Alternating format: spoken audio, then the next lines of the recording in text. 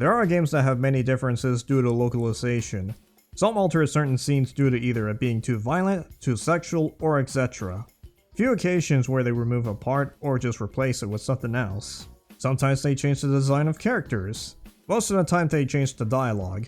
It happened back then and it still does even to this day. However, there is one game that has so many changes that it became different altogether. I consider it to be the worst localization to a game. Yes, even worse than today with characters saying, "Yay, get wrecked poggers, lol."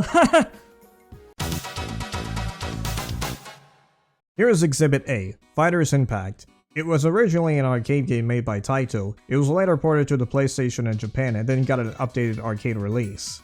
Compared to other 3D fighters, it's not too special. What is interesting about the game is that each fighter has 3 fighting styles. They wear different outfits depending on what style they use. Although some of these outfits are quite questionable, especially if you look at... Oh. The gameplay also has a mechanic that not many fighting games have at the time. You can perform any combo you want as long as you don't go overboard. It has a meter below the health bar. When it reaches red, it overheats. You take damage while that happens, you get stunned. You get punished for mashing too much or using the same combos consecutively. The controls aren't the most responsive, so mashing is still imminent. There is an additional mode called Combo Demumble where it's a training mode for combos. A pick and mix mode sort of. You have to beat the game once to unlock it. The game itself has good concepts, but not executed well. The controls can get stiff, especially when you're trying to get back up. The best thing about the game is the soundtrack. It's one of the most underrated fighting game soundtracks out there. The style of the music depends on either arcade or versus. The announcer also changes between modes.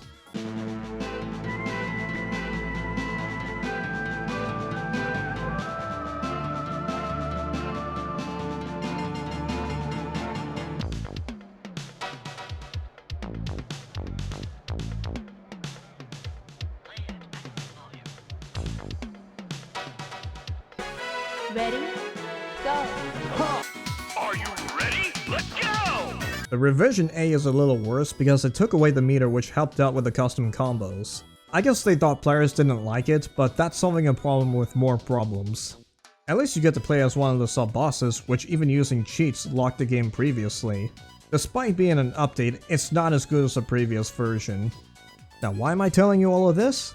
Because instead of porting the game overseas, not even modifying some of the triggering parts, they decided to change the whole game so that it appeals to the Western audience at the time.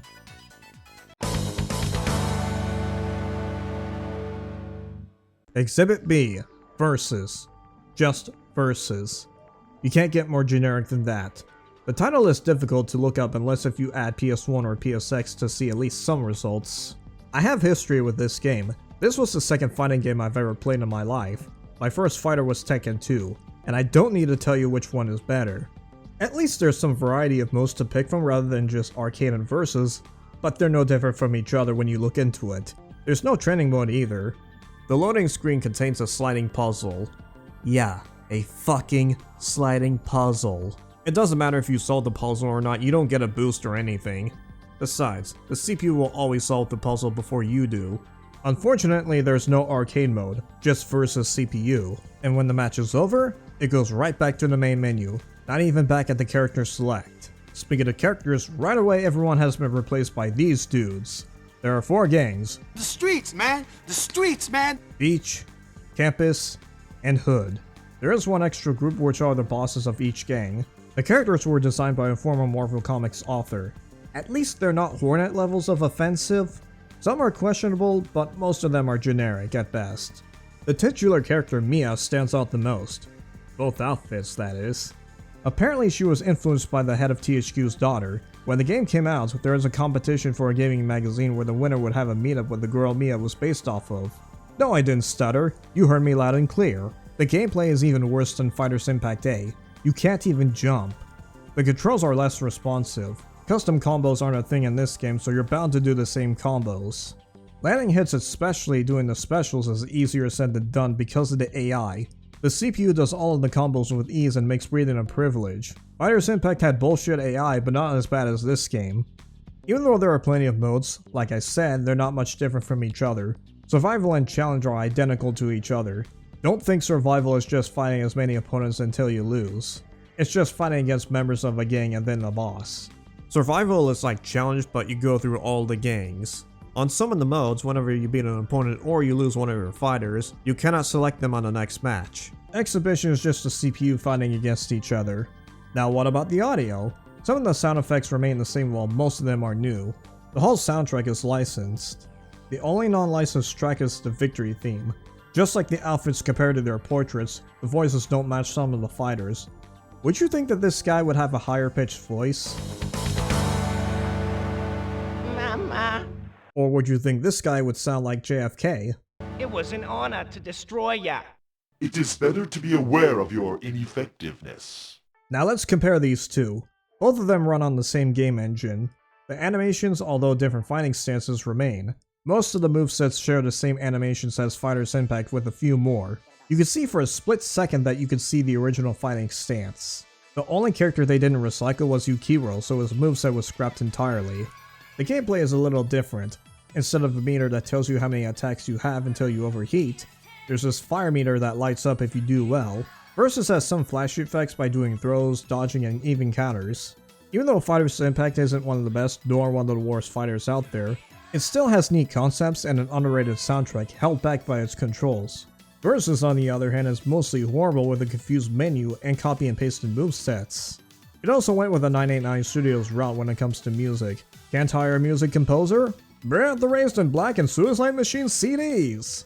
Although the first game has some issues controlling your fighter, it's the lesser of two evils.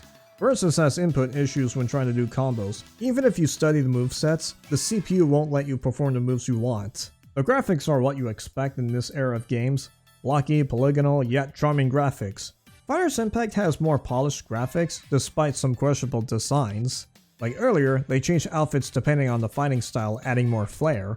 Versus has some interesting character designs, despite having a creepy concept for Mia, but most of them ended up being generic. Half of the cast has different outfits while the other half have recolored alts. The character models look worse compared to Fighters Impact. A handful of the fighters look nothing like their portraits. The AI in both games are rough to deal with, but not as much as Versus. Typically in later stages, the opponents get harder, especially if you're up against Fahar and Barazak. For whatever reason, the CPU only sticks with the character's main fighting styles in arcade mode. As for the latter, it doesn't matter. Since there's no arcade mode, it's ridiculous how the AI fights. Most of the time they read your inputs by blocking every attack or flailing on you mercilessly. Half of the time they combo me without giving me a chance to fight back. Breathing is a privilege when playing Versus. Between the two games, you don't need me to tell you which one is better or which one's worse. It's a shame that Fighters Impact didn't release overseas as intended. They instead tried to cater to the Western audience by changing everything and ended up being one of the worst 3D fighters out there. Fighters Impact would have been at least a decent fighter if it was tweaked a little more. I hope that this game gets re-released in some way so that we'll experience the original properly instead of Versus. Well, then again, maybe add in Versus along with the mix. Even with what's been happening today, which really isn't my can of worms to open, it still isn't as bad as the same stunt as Fighters Impact to Versus. Oh no. I hope I'm not giving ideas. Hey, thanks for watching. If you want to see more of my stuff, subscribe and hit the bell, okay? Thanks, bye.